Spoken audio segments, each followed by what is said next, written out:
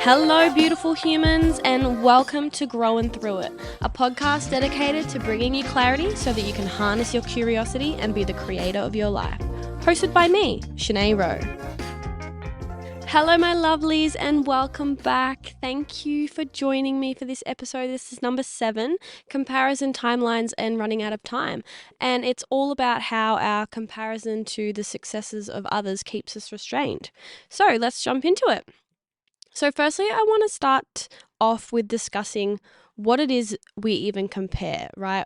What are we comparing ourselves to with other people? So it can be anything from like age, accomplishments, number of connections or friendships someone else has, followers on social media is a big one as well we compare.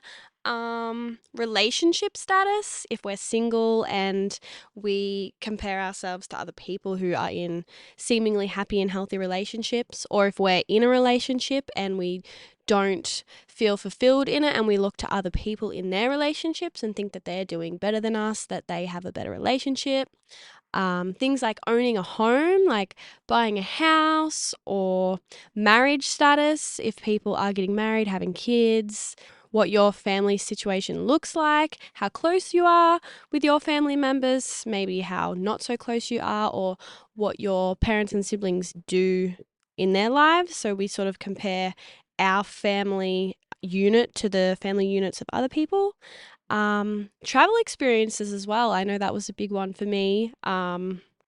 People who go overseas or have done like a lap of Australia or have seen all these beautiful places and experienced all these wonderful things, that can be a big point of comparison between ourselves and someone else.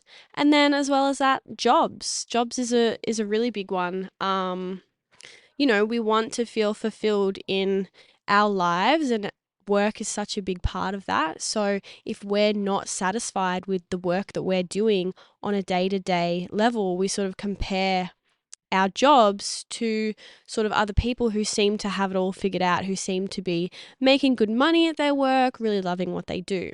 If we allow ourselves to continuously compare our lives, our accomplishments, what we want to achieve, if we compare that to somebody, it could be a friend or it could just be a stranger, right? If we're comparing our lives to the lives of other people, it can lead to this exaggeration that sort of we're running out of time, or we feel like we're running out of time, that we don't have enough time, right? And I talk to my friends about this, and I've heard it a lot, like even for us young people in our 20s, our early 20s and mid 20s, we just have this overwhelming sense that we're not doing enough, that we need to be somewhere else, that where we are right now isn't good enough, because we compare where we are right now to where someone else is, right? And we totally negate their past experiences and what they've done to get to the place where they currently are, right? And so that sort of, it can actually leave us in this like state of doom and gloom, that we're not doing enough, that maybe we will never achieve the things that we want to, right? We're comparing our timeline to someone else's timeline. We haven't considered anything that has happened to them, their circumstances, how they grew up, sort of what got them to the places they are now. And we're totally negating that, and we're just taking some part of ourselves that we're unhappy with or unsatisfied with, and we're comparing it to someone else who is satisfied with that part of their life, right? And if it is something like a job, if we're unhappy in work, right, we take that little part of our life, which is our job, and we look to someone else and we think, wow, they have an amazing job. They seem to have it all figured out. They seem to be happy. They're making money. They've got like an established career. Why don't I? Why can't I get there? Will I ever get there? And it just leads to this whole idea and this feeling that we're running out of time. And it is so hard to overcome, and it's so hard to sit with ourselves when we have this fear that we're not doing enough with our lives. So I guess that sort of leads me into the question of, why do we actually compare? Where does the whole act of comparison come from? What is its purpose? Because It's a function in our lives, and clearly it must have a purpose to an extent. When we compare ourselves to others, when it's done well, what does it actually enable us to do? So I think one of the big ones is to reduce uncertainty. If we look to the lives of other people, if they tell us their stories of how they achieved the things that they did, it gives us sort of a path forward. And it gives us a little bit of clarity that what we want to achieve maybe isn't as hard, or there's more of a direction there for us to follow. So, say, for example, like a good one is probably like travel experiences. Just even thinking about overseas travel, it can be really overwhelming. And I, for one, I haven't done it yet. And it's hard to not get caught up in the idea of oh my God, I'm so jealous and envious of this person because they've been to these places that I want to go to, but I haven't been there yet. Right, but when we do hear other people's travel stories, when they tell us how they did it, kind of a step by step of their lives, what they've done, how they traveled to other countries, it gives us sort of more of a sense of direction, right? Someone else has done it before us, so we are better able to navigate an unfamiliar experience when it comes time to do that. It reduces our uncertainty. If you are talking to someone who has done that and they have advice to give, even though you haven't experienced it firsthand, there is some sort of sense of relief that you sort of know maybe if it comes time to be in that situation that you'd know what to do. So it reduces uncertainty. It gives you a bit more clarity and comfort and familiarity to go by. So that's sort of why we do compare. So another pretty obvious reason why we compare is to draw a conclusion about what solves our problem the most, what serves a purpose with our desired result. Like, you want a new couch, right? There are so many options of couches these days. You've got recliners, you've got beautiful sofas, you've got different colors, different materials. There are so many options, and you're comparing styles of couches that are going to serve your problem and meet your needs the most. Like, you're trying to find a solution where the couch suits you, that is why we compare things. We want to draw a conclusion about what is a better fit for us. Another reason I think that we compare is because we view someone as better than us in some way. That could be a quality that they have, it could be something that they've done, a job, a life experience, or just something that they have. We perceive them as better than us in some way, and I want to note that it is very subjective. We compare ourselves and we totally forget about past experiences. We forget about where we come from, the stories that we've built and the experiences that we've had that have allowed us to get to the place we are now, right? It's very subjective. And when we are comparing ourselves, a lot of the times we forget about that subjective aspect. And we just go into this mode of, they've achieved more, they've got a better job, they're more likable, they're more friendly, they have better personal qualities and characteristics than me in some way. And we just forget about what we've been through in order to get where we are in this moment. And all we're doing is focusing on what we don't have instead of giving ourselves a little bit of credit and a little bit of admiration for everything that we've been through in order to get to where we are now, right? Some person, they might have a better job, but you don't know if that job was handed to them. You don't know how hard somebody has worked to get where they are. You don't know that unless you talk to them. Another reason why we compare is for self-improvement. So humans are driven by the desire to improve themselves. We're driven by a desire for self-enhancement, to grow, to learn something new. We want to always be gaining information about our environment, about ourselves, and about other people. And so by comparing ourselves, by looking at ourselves and comparing sort of the things that we want to the things that we think someone else has, then we're sort of moving towards bettering ourselves.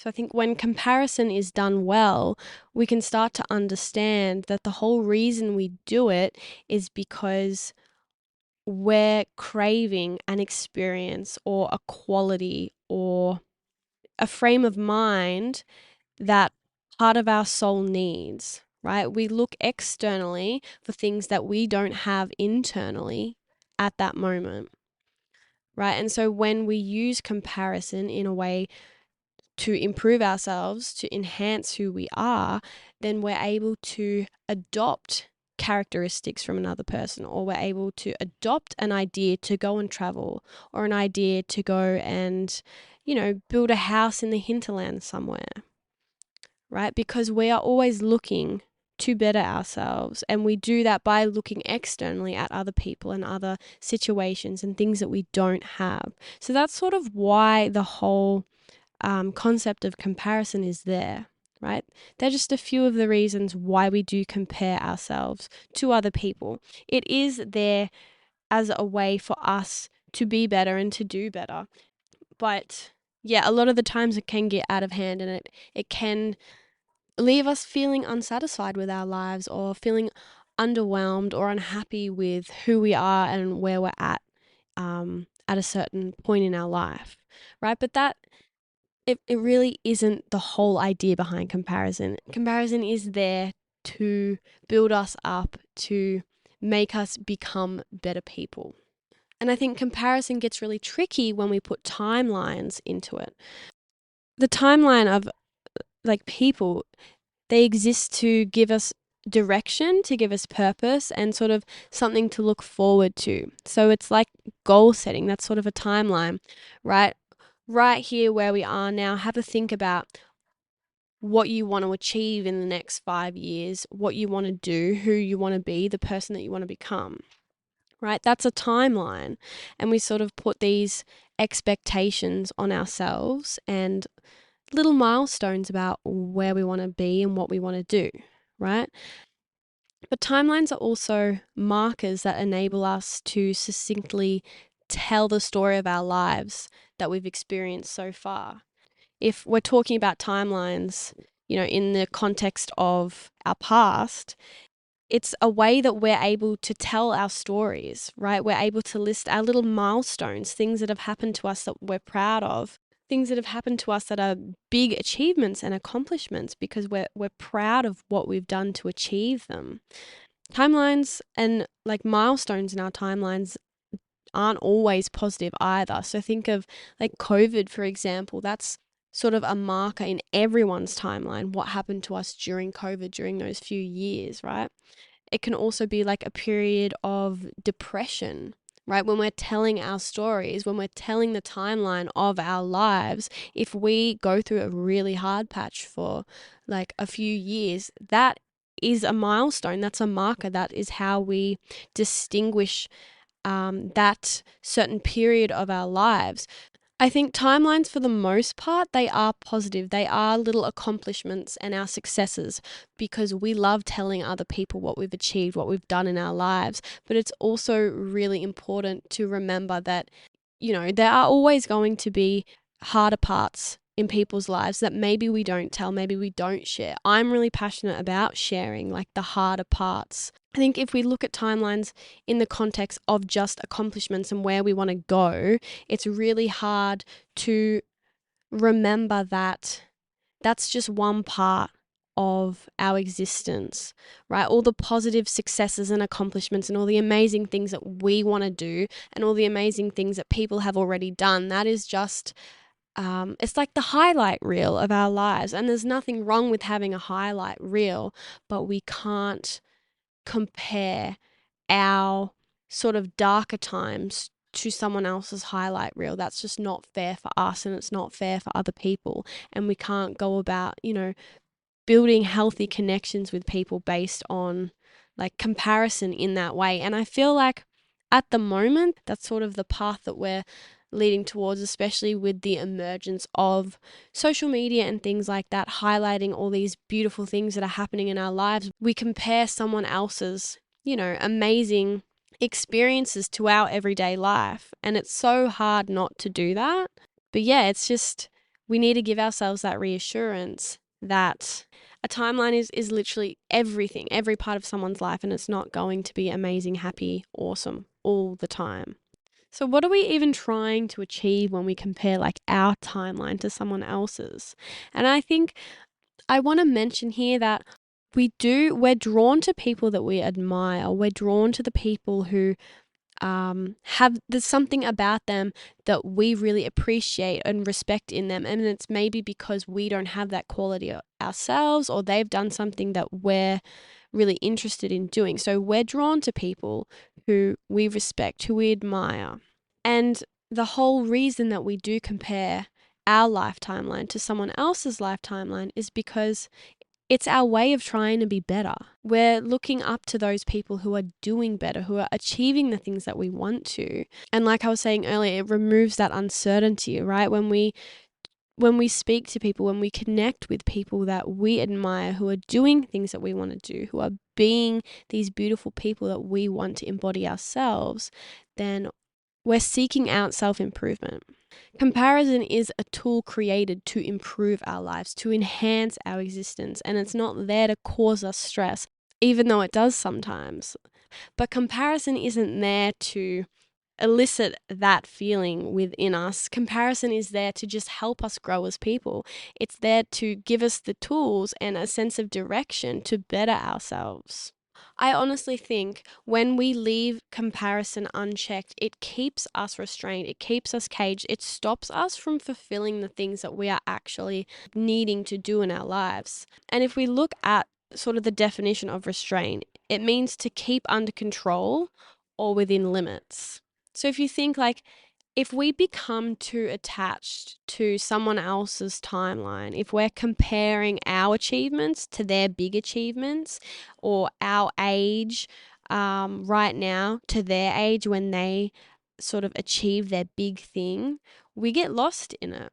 We stress that we're not doing enough, right? We're always chasing something rather than appreciating where we are now and appreciating what we've done to get to where we are now. Right. And sometimes we can get really wrapped up in how these milestones look to the outside world rather than how they feel to us. So if we're comparing our success to someone else's success, so say you want to start your own business, right? You're 22 years old, you're working towards starting a business, and you meet someone who you're really drawn towards and you're really inspired by what they've achieved. Like they've got a well-established business and they're doing really well and they're able to sort of live comfortably off of this business that they've created. And you're talking, you're chatting, and you find out that they're 20. They're 20 years old and they have got this business, right? And it's really hard to not get wrapped up in that comparison of the timeline of like, wow, I'm 22 and they've achieved something that I really want to, and they're only 20 years old. They're doing really well for themselves. But when we get wrapped up in sort of putting a number on something, putting an age on an accomplishment, I think sometimes comparisons even come down to like how something looks to the external world, and it's sort of a part of our ego of like, I want to be like young and successful because that's going to look good to other people. People are going to look up to me and admire me. If we're viewing our dreams and ambitions from that direction, it's sort of giving off the idea that their accomplishments appeal to me. So if I achieve the same things, then I will appeal to others. And when we're coming from that place, it's wanting to be liked and admired, and it's not living for ourselves. We're just wanting what someone else wants because it looks good and because we want to be admired the same way that they're being admired. And it's sort of like we're creating this cycle in our minds that we're comparing ourselves to others, and therefore we want other people to compare themselves to us. And it kind of comes from this mindset of lacking. And we don't want that. We don't want to be living in that state. We want abundance in every form, right? We want to be chasing after our goals because they allow us to be fulfilled, not because we think other people will like us more or find us admirable if we achieve this thing by this certain age. I think another way that our comparison to others keeps us restrained is that it gives us sort of this tunnel vision, right? If we're wanting to achieve the same things as someone else, we close ourselves off to achieving more. We close ourselves off to the potential of achieving what they've done and then flowing on from that. Right? So then we're sort of creating a life that is within limits. We know the boundaries and stick to them. We think about comparison in the sense that it reduces uncertainty. If we actually stick too closely to that, if we look to other people's lives as a way to compare, it's like, yes, they've got something that I want. I really like that they've achieved this with their life. I'm going to do the same thing. If we do that, yes, it feels safer because we know the boundaries of what they've achieved in their life. And if we go after that, that is all fine. But then we are creating limitations in our own lives, in our own capacity and potential, because we're sticking to someone else's plan and we're too afraid to go off the track. And it doesn't matter if the person that you admire has started their business. That in itself is going off of sort of the what's expected of us. You're not going and working for someone else. You've created your own business. That's amazing in itself. But if you try and stick to exactly what they've done, you're closing yourself off to something that is aligned to you. You're closing yourself off to going off and blossoming in your own particular way. So I think it's important to note that comparison is only there sort of as a guiding light. It's something to move towards. We compare ourselves to others because we admire that thing that they have, right? It's not there to make us feel bad about our own lives, and it's not there for us to stress over what we're doing and if it is enough and that maybe we should be doing more. It's actually there as a way to inspire us, to give us ideas about what we actually want and ideas about how to go about getting them. Right? It's still up to us to get creative and to invent our own successes based off what is important to us. Our comparison is only there to get ideas and inspiration. That's all. We will always have enough time to achieve the things that we want.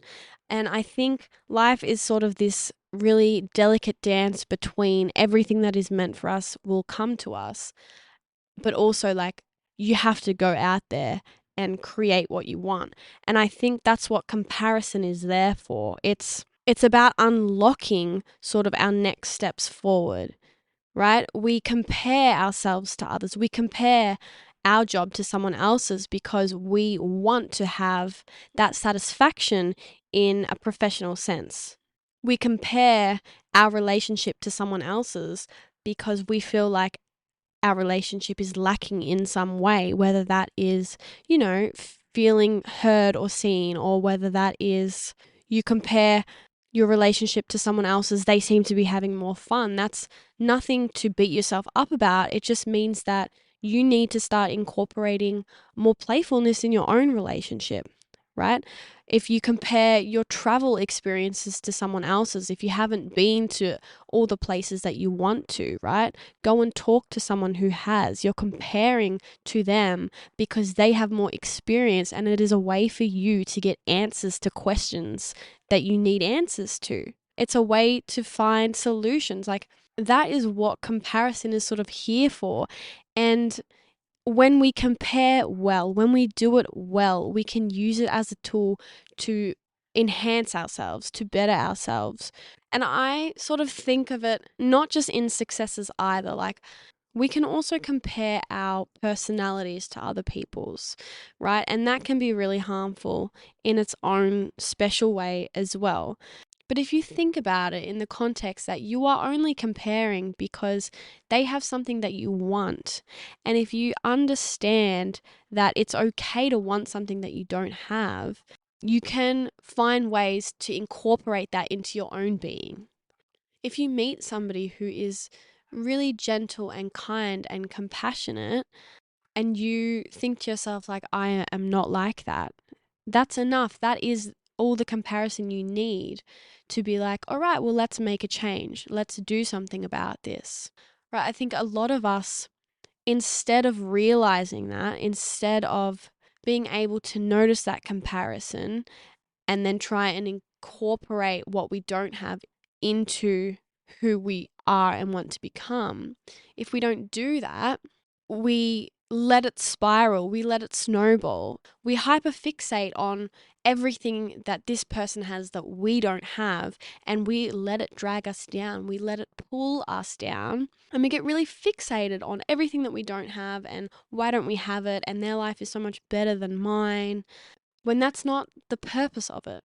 The purpose is always, their life is better than mine. How can I adopt their behaviors and the way that they see the world and sort of their achievements? How can I adopt those things and adapt it into my own, but not focus so much on becoming who they are? How can I just utilize that to enhance myself, to take me down this path or that path? We want to compare, but we don't want to compare so much that we lose focus on our own unique journey, right? For a lot of us, becoming ourselves, becoming authentic is our greatest pursuit. That's what we want. We want to live a life that is entirely ours.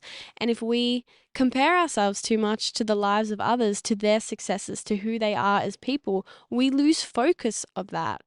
Right? We forget that the whole purpose of us being here is to be ourselves. It is to become who we are. And comparing is just a little tool that enables us to rediscover who we are at our core, right? If we think that we work too much, that we don't have enough fun, and we meet somebody who seems to be able to effortlessly, enjoy their time and laugh and just have a good time, right? How do they do it? Ask them. Ask yourself. Like, that is clearly something that you want to adopt in your life. So go and obtain that, right? Try and find a way to incorporate that quality into your own life, right? Comparison is not there to become exactly like the person we're comparing ourselves to. It's, what quality do they have? What life experience, what knowledge, what wisdom do they have that I want to embody, that I want to take? How do I want to use that and morph it into a part of my existence in my own special way? How do I add that to my toolkit, to my life experience? Right, we're achieving everything that we need to achieve as long as we're trusting ourselves, believing in ourselves, and looking to other people to inspire us. That's why we compare. That's the whole purpose of comparison. And I think it's really wonderful when we can find that balance and when we can appreciate that to compare ourselves to other people, to their successes, to who they are, is actually a really powerful way to improve upon our lives, which are already amazing, might I add. Like, there's nothing wrong or bad or lacking with where we are right now in our current state, right? We are exactly where we need to be. Trust the process and just use other people and their experiences and their personalities as a guide to add upon your own life. That's all. That's all that it's there for.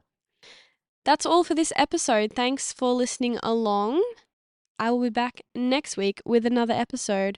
So get on out there and enjoy your big, beautiful life. Bye.